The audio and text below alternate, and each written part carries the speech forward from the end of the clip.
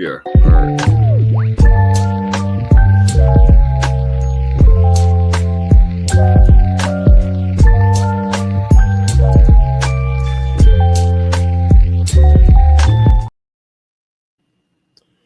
Good What's evening, up? everybody. We are here with another special edition of Live on the Bench. The ones that we like to call Live at the Bench After Dark. It's me, Boulevard, here with GQ, as always, my favorite co-host, the co-host of co-host, really the star of the show himself. You want to say hello to everybody? What's up, everybody? It's louder. What's up, everybody? Wake up. It's after the dark time. Yeah, that energy. That's that energy. So today, we were over here talking about the draft and the Eagles' history of the draft. Basically get to the point where I was wondering what exactly defines a bust? What makes a player a bust specifically? Because there's different types of players that we consider busts. There are some players that just injuries got the best of them. Players, their demons just got the best of them. Some picks, we all knew they were bad picks, but the team didn't listen. You can't really fault the player for that. It's the management, but we still call them bust.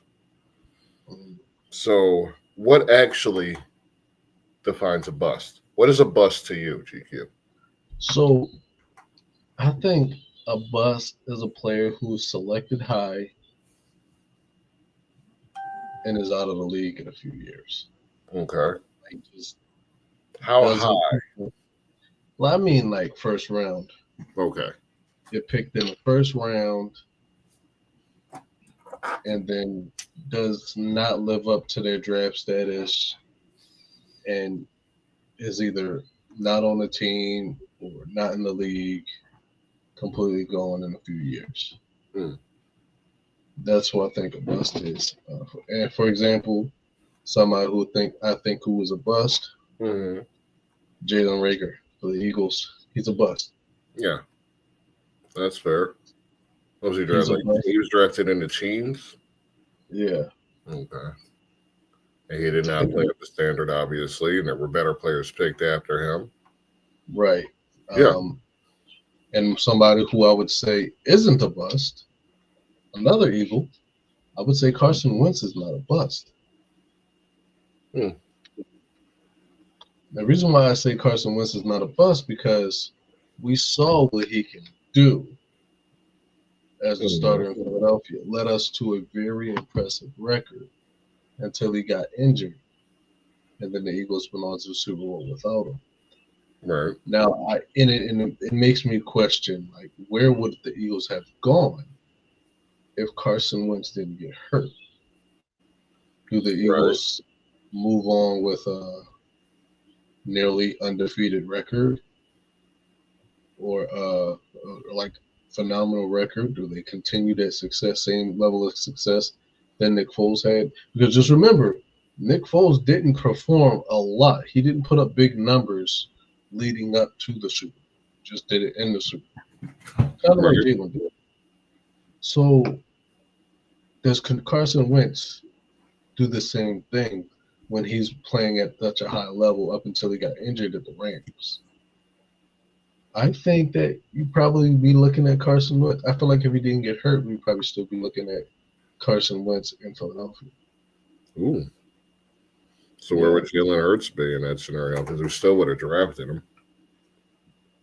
I don't think we would have. Hmm.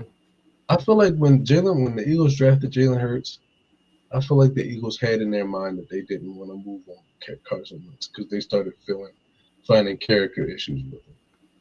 But I don't think that Carson Wentz, if he never got hurt, I feel like the Eagles probably would have moved on from Nick Foles. He would have been somewhere else. We wouldn't have picked up Jalen Hurts. It's a whole different scenario when you look at Carson Wentz as like he's not a bust. I can't look at him and say he's a bust, and then look at Jalen Rager and say he's a bust because Jalen Rager did nothing. Right. Carson Wentz actually showed signs of being a successful quarterback, signs of being a great quarterback. And then he's still in the league till this day. Like their teams are still like, he has enough talent that I can bring him in. So I look at him and say, he's got longevity. Because I wouldn't look at Marcus Mariota as he's a because teams are still finding value. But you look at guys who like Ryan Leaf out, never seen him get coach, so just there's a few guys that you look at, just like that's there's a bust and that's not a bust. Are you having sound issues? I am not. Oh, yeah. All right. Shit was sounding weird there for a second. Go on. It's just I feel like my definition of bust is like players who don't perform to the standard that was either set by themselves or someone else based on their draft status or draft position and did nothing and continue to do nothing or are no longer doing anything, as opposed to someone who still has talent and is still kicking around the league somewhere. Right. Because Well, technically, go on. I would say that like there's argument to say that Trey Lance is a bust, and I say that's the rareness because Trey Lance never did anything. So you Right. could argue that he's a bust, but he's still kicking around. See, Trey Lance is one of the ones I have on this whole list when it comes to bust. Was Trey Lance a bust or was he just a bad pick? Because common sense, maybe a little hindsight, but mostly common sense would tell you that with his accolades, something wasn't right. Like lesser competition, obscene stats. And if you watch the film, he was a first read kind of guy. He'd make the first throw. It wasn't like it was a complex system. So all the signs were there that this is a questionable pick, but they still made the pick because they thought they saw what they could mold him into, in spite of what he actually was. Yeah. Is that on Trey Lance or is that on the people who drafted him? I would say it's 100% on the people who drafted him because he shouldn't have been drafted that high. Exactly. That's why I say players like that can't be bust. That was bad management. That's not on the player. And also, and that's why I wouldn't classify Trey Lance a bust, is because he still has enough value that teams are actually looking at. Teams are bringing him in. Like another person I'd put in that category is Daniel Jones. Everybody else knew he wasn't good enough to be drafted there, but what was it, Gettleman? Was so self-assured that he made the right choice that he went to a press conference the next day about it. So sometimes it's not the actual player that's the bust. Sometimes there's just stupid people running the program. Right. Making stupid decisions. And then you get players like Zach Wilson or Jahan Dotson or same draft Treylon Burks, who just don't have it. Yeah. And you as a scout, as a fan, some of these players to you, they pass the eye test. Shout out to the eye test. And you see what they do. You can see what they're capable of. But when they get to that next level, for whatever reason, it just doesn't come together. Maybe it's an effort thing. Maybe they're just a little slow at grasping the concepts. Who knows? But those players, to me, those are the bust because they have the promise. They have the potential. They just don't have some key important factor that keeps them from doing it, like intelligence or effort or just bad luck. Like Chase Young. Chase Young was just bad luck. Injuries. That happens too. Jeffrey Okudah, injuries. It happens. Some of these players are considered busts, but you can't you can't necessarily scout against that injuries. You can't really predict those. Sometimes you can, and those players Right. fall, but they still get picked up, and lo and behold, they still get injured. But so there's different reasonings in what we call bust, and to some players, it's not a fair assessment of what they were. Sometimes it's just bad luck. Sometimes it's just stupid management. Yeah. Yeah. So I don't know how much time is. Okay. So Yeah. my next question, in relation to this draft, Travis Hunter, if he's 3-4 years into his career and he's proven that he cannot play both sides of the ball, is he considered a bust? Or is that just bad management? I would say it will fall under bad management because he's because again, with my definition of what a bust is, it's like somebody who played a couple years and now they're gone. Like Josh Freeman, who played for the Bucks, Redskins, Vikings. Like somebody that just couldn't hack it in the league and was gone out the league in 3 to 5 years. And that's where I look at players as like, and that's how I determine if somebody's a bust, because Marcus Mariota was like the first overall pick to the Titans. Mm-hmm. Didn't really hack it, but he's still around, so I Mm-hmm. can't call him a bust. And that's the reason why I can't call Zach Wilson a bust. He's a bad pick, not a bust.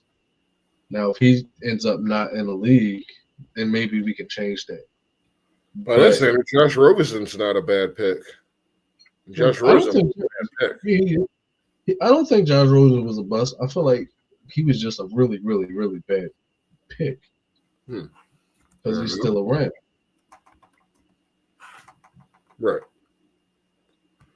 Because I feel like somebody who's a bust is somebody that just can't give you any type of value whatsoever. Kind of like Brock Osweiler.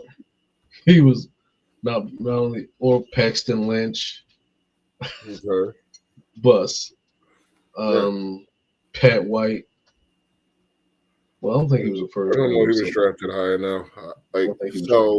Jerome McDougal, Danny Watkins. Yes. In the Eagles' case. Standard, would you consider Freddie Mitchell a bust?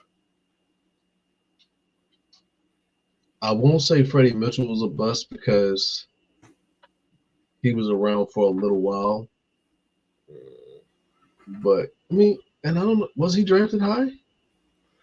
Yeah, he was drafted. Well, he was drafted first round, 25th. Then he would technically be a bust. Yeah. Okay. Yeah, he would be a bust. Okay, so back to Travis Hunter.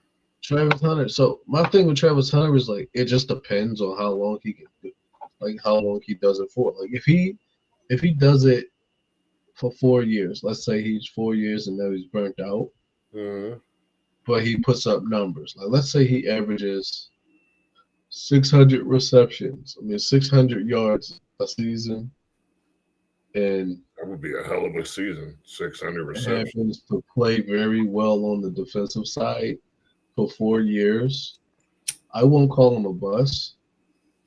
I'll call him an idiot, and I'll call his coaching staff pieces of shit because they didn't care.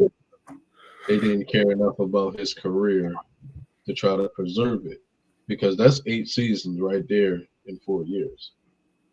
So I wouldn't classify him a bust if he was like, after 4 years, I gotta hang it up. I wouldn't call that a bust. I would say that's just poor decision making and planning over a span of 4 years on the parts of the coaching staff and the players. I feel like he has to be smart enough to say, I'm going to play cornerback, I'm going to play receiver, but I'm not doing both. Y'all figure out what y'all need. I'm going to go a step back with it. You said what, 600 yards? Mm-hmm. Out of a potentially top 3, top 4 pick, though. But that's just the thing. I feel like they have to figure out, because I feel like somebody who's probably you're bringing in to play both sides, you're not going to play him that much. Like if he can give me 600 yards and give me top cornerback play, I'm willing to accept just 600 yards. That's 600 yards come from any other player, though. That's not really. I mean, I understand what you're saying. Number that's third receiver numbers, basically, for a player you've drafted in the top 5. And if you just get average play out of the other side of the ball, then I wouldn't call that fair value at all, because he's not contributing enough on either side of the ball. Because to be top 3, top 4, you got to be excellent on both sides of the ball to, meet your value, meet what they see you as worth.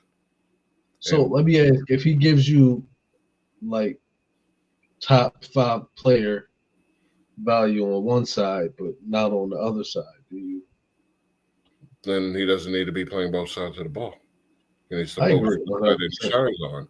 Because instead of burning him out, as you said, running 8 seasons over 4, that's irresponsible. It's irresponsible. He says he can do it, but of course he thinks he can do it. He's 21 years old? He thinks he's fucking invincible, as most young people do. They don't know shit stinks. They can't even smell their own piss yet. Other old people idioms. The point is, don't listen to him when you're the adult. Mm-hmm. The coaches know better. The GMs know better. The doctors know better.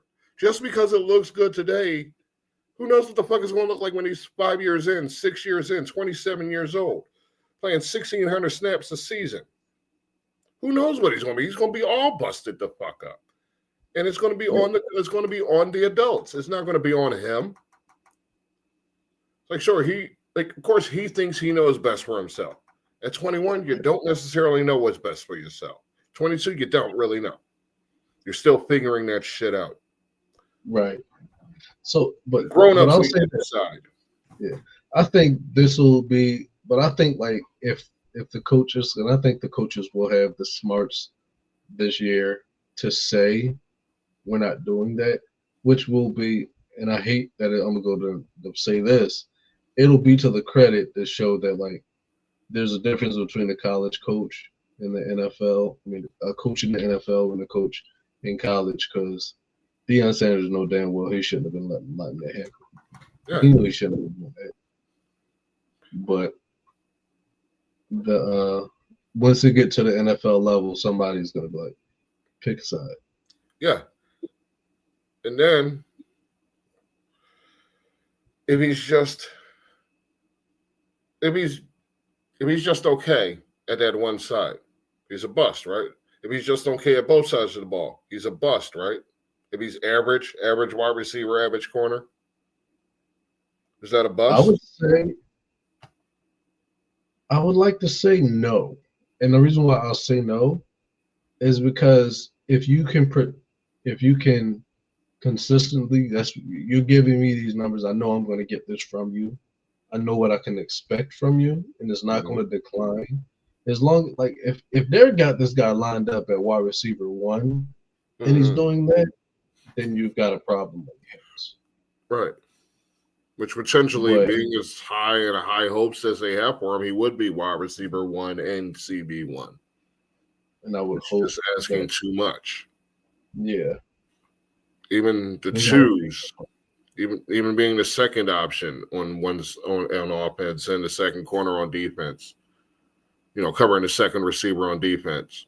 That's still, every play is still putting too much on him. Yeah, 100%. My point will remain, and it will take a couple years. God forbid it's injuries that does the kid, but it's not sustainable. It's just not sustainable. Sure, after his rookie deal, he can get his fair value, but he's going to be considered a little bit of a disappointment if he doesn't shine on both sides of the ball. 100%. So you're putting too much pressure on him, and the adults need to step in. Because and put it this way, if somebody's going to say, no, you're going to stick to one position, is he being drafted too high? Is top five? Is he a top five pick at wide receiver? No, I don't think he's a top 5 pick at receiver. I say at cornerback, you may have an argument. Hmm. At receiver, I don't think so. I think he has very good talent, Right. but I want to say that no, I don't know. I'm not sure.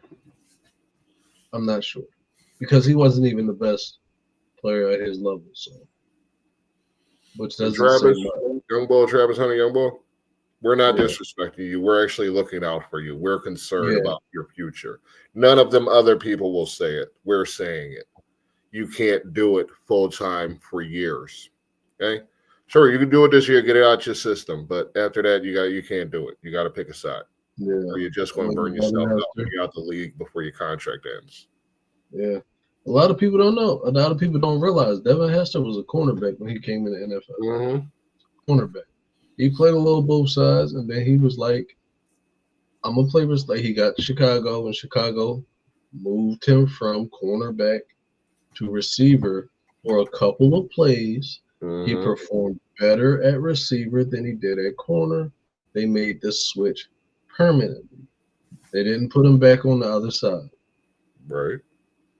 So, like, you got to understand, like, there's a reason that certain people are in the position that they are, but you don't play that game when the both sides game is not a healthy game. It's playing with fire essentially. Mm. You're right. I don't play with fire. Last time I played with fire, so no, it wasn't me. It was somebody else. They burned the house down, but it wasn't me. Oh yeah, I remember that. It wasn't me either, though. I just saw it the next day. I was in I was, Virginia getting drunk. I was sleeping on the couch. Ah, all right. So we covered that part. I wanted to jump into something else. So I hear a lot. You probably hear it too that you can't fully judge a draft for 3 years. So I wanted to judge a draft from 3 years ago. You remember the 22 draft? Vaguely. It's how we got Jordan Davis, Cam Jurgens, N'Kobe Dean, Kyron Johnson, and Grant Calcaterra. So 3 out of 5. Okay. Okay. Yeah. I don't really know where I was going with this. I just wanted to go back and look at the draft. So, like their number 13 pick, Jordan Davis. He hasn't been locked into his 5th-year option yet, even. So, you think they're going to do it? Like I said, I didn't know where I was going with this, so I'm just going to put that I think it would be a bad decision not to. I don't think. I feel like you got to bring Jordan Davis back only for the simple fact that you don't want him to go somewhere else and do what he can do. Like I say, you got to keep him. You can't let him go somewhere else and beat you. right. That's like when before Eagles started Jordan Mailata. It's like you don't want a weapon like that to end up on another team. Right. So, Never mind, they traded 4 picks to move up for this, 2 spots to get him. yeah, I would definitely say Jordan Davis. I would definitely resign Jordan Davis if I had the ability, the power, of the position to do it. You bring him back. You re-sign him. You don't let him go somewhere else. That shit would have been done already. Because you can't let the market get any fucking higher on this guy. Yeah. Because at some point it's definitely going to be an overpay. But I would try to get him signed as soon as possible. Yeah. Because he's what you need in the middle. He eats space, allowing Zach Vaughn to go out there and make tackles. And that's why I feel like people are getting the misconceptions that he's not good. Just because he doesn't put up a lot of sacks. He's a space eater. Yeah, space eaters don't get numbers. They take on doubles and triples, basically the whole interior of the damn O line. Not going to get into gap assignments and all that bullshit. This ain't the time for that. Like I said, I ain't doing stats in this episode. But yeah. The average fan probably knows what a D tackle, nose tackle, what have you is. So don't need to explain that. Yeah. That was their first round pick. They traded up. They gave up the 15, the 124, 162, and 166 to the Texans for number 13, and they selected Jordan Davis with it. This is the same draft where they traded picks 18 and 101 for the Titans, some wide receiver that the Titans didn't want to pay for. What was his name? You know his name?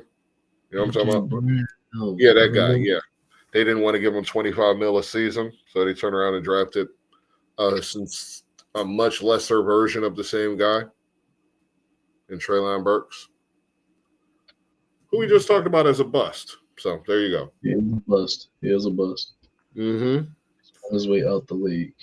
So would you call that trade a win or a loss for the Eagles? It was definitely a win. That was definitely a win.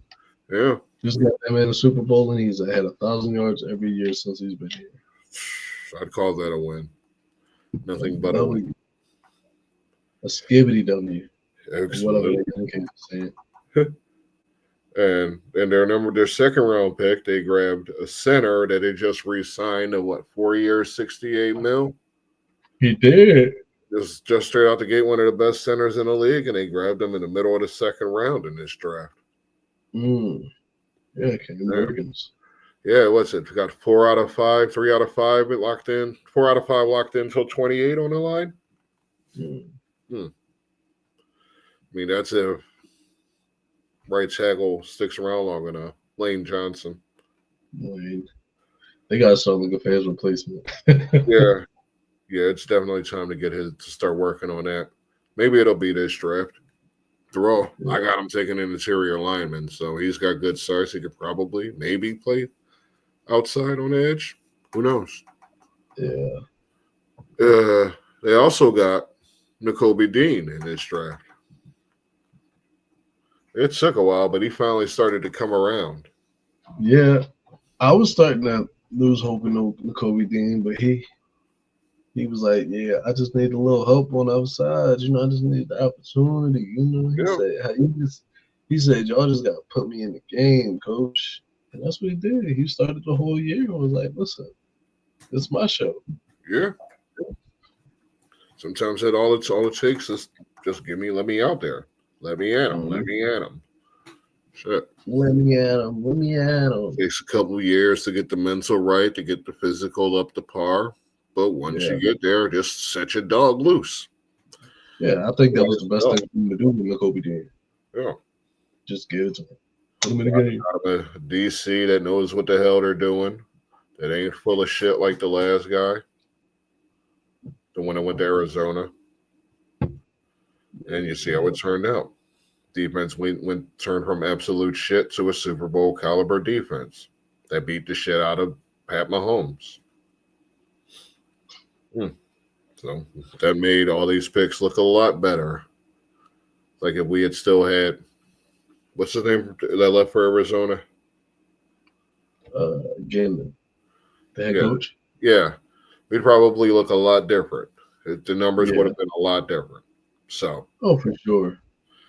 And we would have been looking at Lftb possibly as a bust. Nolan Smith is possibly a bust. These corners, if they had still been drafted, may not have looked the same. We'd have maybe been questioning that, how he might have lost his job. All of this could have happened. Who the hell knows? But they got a good defensive coordinator in there. And now this defense and these players look like $1 million.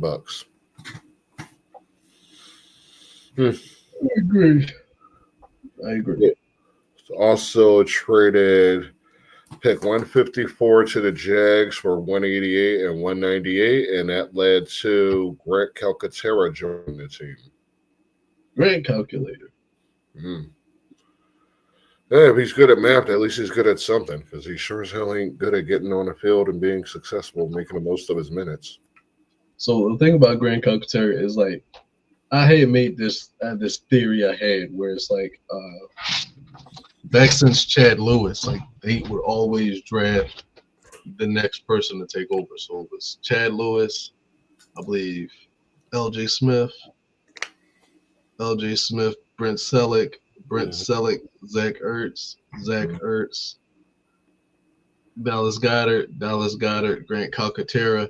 Just so happens that Grant Calcaterra just couldn't hack it, and now they're going to be back to the drawing board. They got to find that new guy because Grant Calcaterra didn't live up to who he was supposed to be, the replacement for Zach Ertz. 'Cause that's what they brought him in. He was like physically the same person, and that's like kind of like the trend that I've seen with them.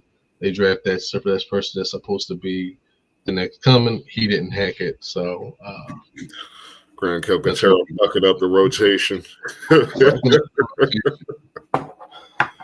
Pass that shit to the left because the right way is wrong. All right. Well, we don't care about how they got Kyron Johnson. So. Oh my gosh, Kyron Johnson. Well, he's not a first rounder, so I can't say he's a first round bust, but he's something. He's still in the league kicking somewhere, but I'm not sure where. No, well. Anything else you want to get off your chest? Did you have a rant or something you wanted to speak on? Not really. Not really. I'm hoping that we can get rid of Josh Huff, though. Was it Bryce Huff? No, Bryce Huff. Yeah, Bryce Huff. Let's get rid of Bryce. The Oregon wide receiver, Chip Kelly. The one that the Eagles used to have. One of Chip Kelly's bitches. Chip Kelly about to destroy another team. Oh, that ain't on us. We can just point and laugh because we got a ring and Chip still ain't got nothing. Oh wait, no, didn't he got something with him? Yeah, he's got it. Never mind. Let's see if he still has a job at the end of the year. Huh?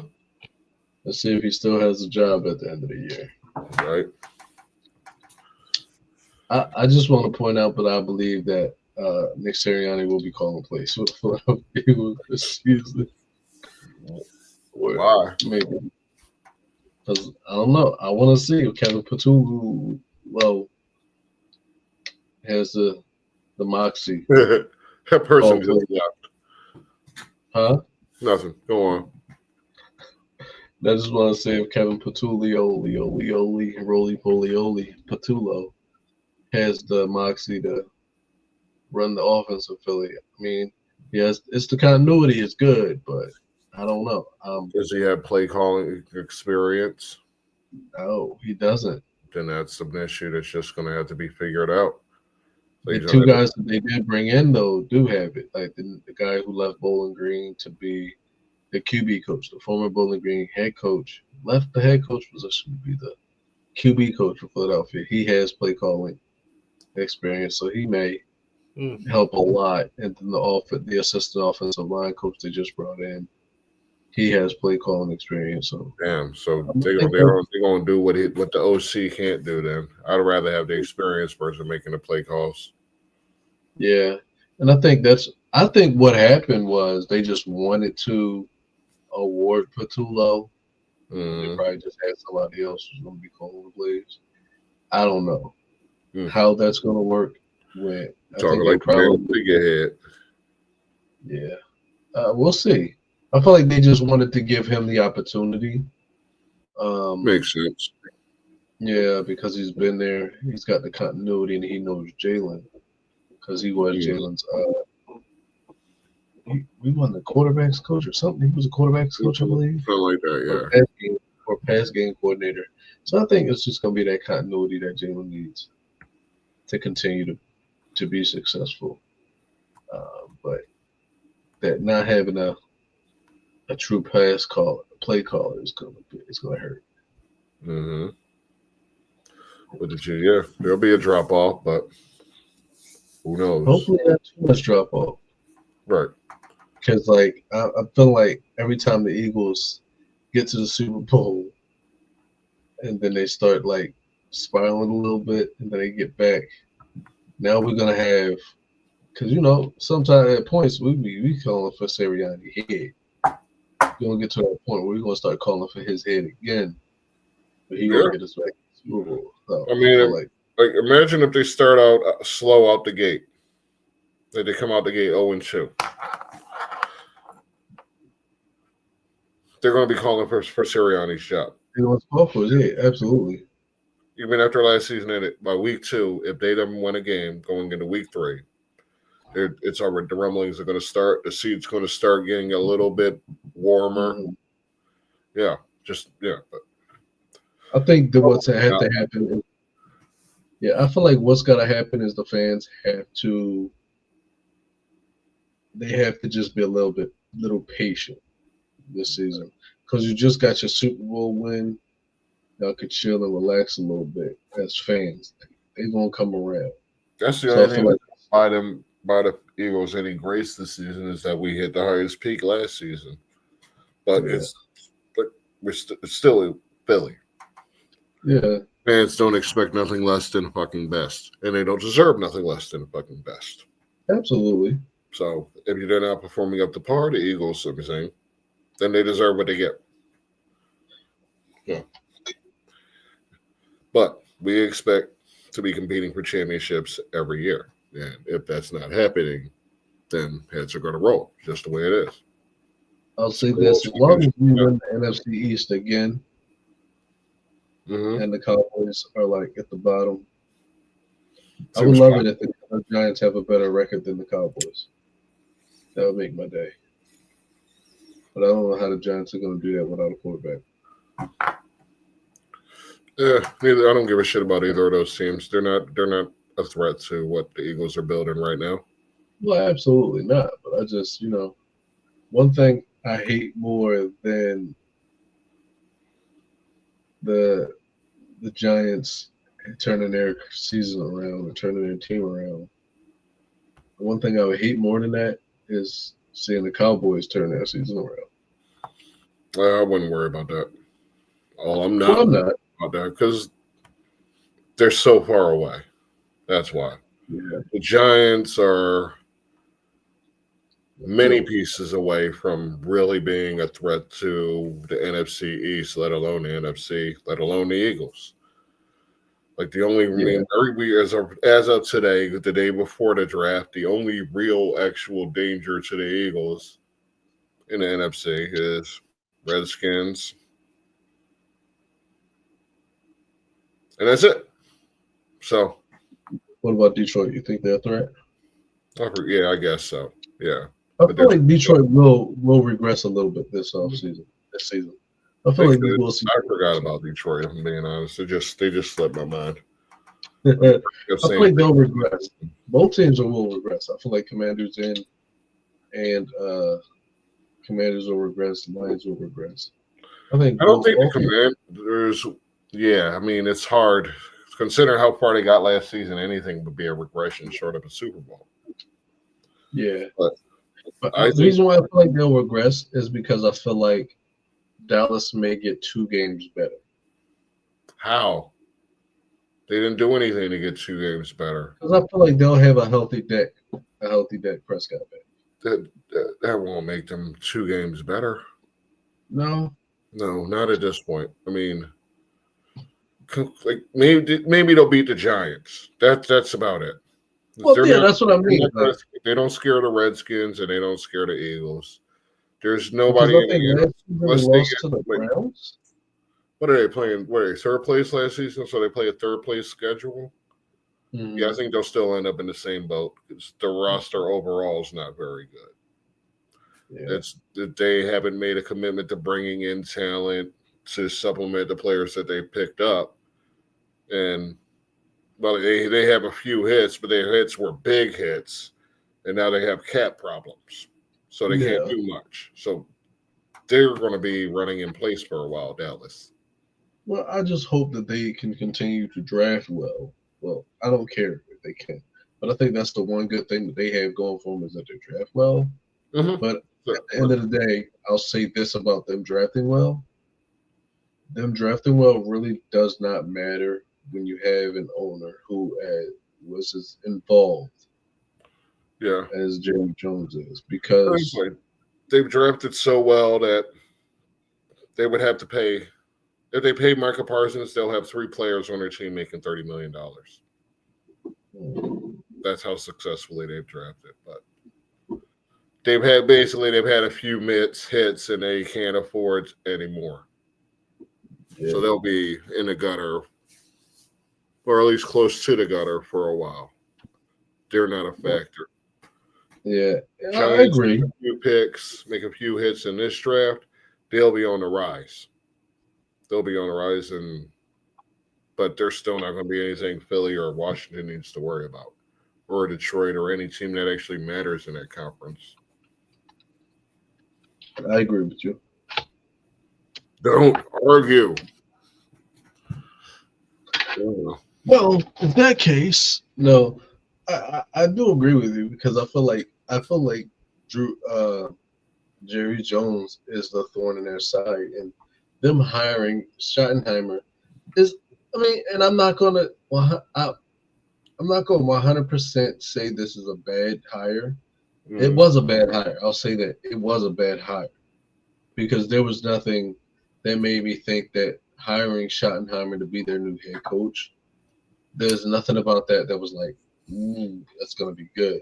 Because I'll say the reason why I won't judge it too much is because Nick Sirianni was like out of nowhere when they hired Nick Sirianni.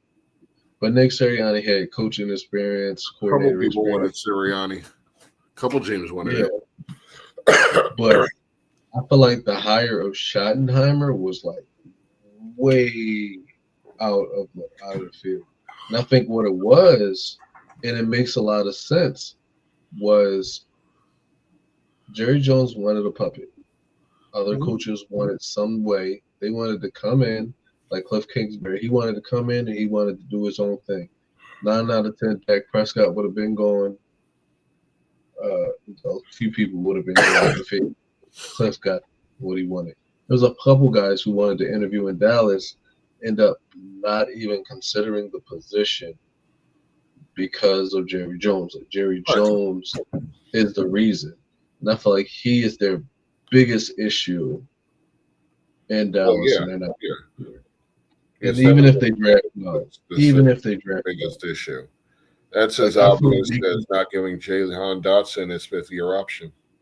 Yeah, I feel like Jerry Jones is so bad for the Cowboys that the Cowboys could end up drafting Abdul Carter, and they'd still find a way to pick that up. I can agree with that sentiment. I mean, it wouldn't be too hard for them to fuck it up. That's kind of what they do. I mean, they make good picks, but they don't. I'll tell you exactly where the fuck up lies. I'll tell you exactly where the fuck up lies. Letting Dan Quinn walk. Okay. Choosing McCarthy over Dan Quinn. Now, I know Dan Quinn is 100% a choke artist, but he's gotten there. Right. McCarthy's gotten there too. I won't discard him, but like McCarthy was just like he got ran out of Green Bay. Like they ran him out of there. He let Aaron Rodgers run you out. Like if you let a player run you out of your city or out of your team, right? I call bitch on. I call like this like a level of bitch to you. And you let Aaron Rodgers run you out of your city. Right. Now the reason why I won't, and especially like you were there, you were calling his plays. Like McCarthy was calling Aaron Rodgers' plays. So you basically let Aaron Rodgers run you out. You were his boss, his direct line supervisor, in a sense. I won't call Robert Saleh the same because he had nothing to do with Aaron Rodgers. Like he was just the head coach. He had nothing. Like he weren't directly coaching him on a regular basis. He wasn't his OC. That was Hackett who couldn't hack it. Hackett couldn't hack it. That's clever. But did you make that up by yourself? I've been thinking about that. That's been something I've been wanting to use for a long time now. Every time Hackett comes up, I feel like I had to do it before. You're like some kind of sorcerer with words, man. Yeah, man. All right, so what else we got? Anything else you want to discuss in the world? I ain't got nothing. I'm tired. I think I missed the last episode. I should have wanted to make a point to say rest in peace to Steve Mongo McMichael. You got anything about Mongo McMichael? Nope. You know, he was one of the four horsemen. Oh wait, the wrestler. Yeah, Mongo from WCW and the '85 Chicago Bears. He passed. The Yeah, ALS passed. Mongo. Oh, yeah. I remember. I saw that he passed. I just never put two and two together. That was Mongo. Mhm. Oh shit. Yeah. For the few years he spent in wrestling as a member of WCW with his dog? Yeah, with his dog, Fifi, I think it was, before he became a wrestler with the NWO. I mean, with the Four Horsemen. I mean, he gave a lot. He gave some time to the business. He put his dues in, but the most important thing he brought, and this is kind of controversial, I guess. To me, it's not the best contribution in the world. But what was his wife Deborah? So we all know the effect she had on the business as a whole. Yeah, I remember Mongo. Mm. I don't know why I didn't put two and two together. Yeah, former Super Bowl champion, one of the greatest defenses of all time. Yeah, that's where they got the Super Bowl shuffle. Mm-hmm. They're not here to cause no trouble. They're just here to do the Super Bowl shuffle. He's gone. Rest in peace. Yeah. And Kirby Joseph signed a 4-year, $86 million extension. Thoughts? Too much fucking money. In what world? All right. Well, I'm going to just put it out there. Tomorrow night is the NFL draft, and FFA, the Fantasy Football Avengers, will be live on YouTube covering the draft. Probably for all 3 days. So get out there and watch them. We will be plugging them. I'll be popping in myself. I'm not sure if GQ will be there or not, but I will be popping in to join them because it's the best show. It's the best show on YouTube, quite frankly. And what is? Well, FFA. If they're 1A or 1B to our 1A or 1B. They're 1C. No, because that means there's a show that's as good as ours besides them. I don't want to hear all that. We're the best. Our test is good too. All right. Anyway, make sure y'all check them out tomorrow. I'm pretty sure they'll be live around 6. And there you go. Now you got somebody to keep you entertained while you're watching the dry ass commentary of the NFL draft. Hell, you'll probably learn something you won't hear on the damn show. Because I know they're putting their work in, they're researching harder than a mug. So watch them. Enjoy it. Other than that, you got anything? I don't. I have nothing. All right. We're signing off, going to bed. As I always say, hit the bench. Hit it.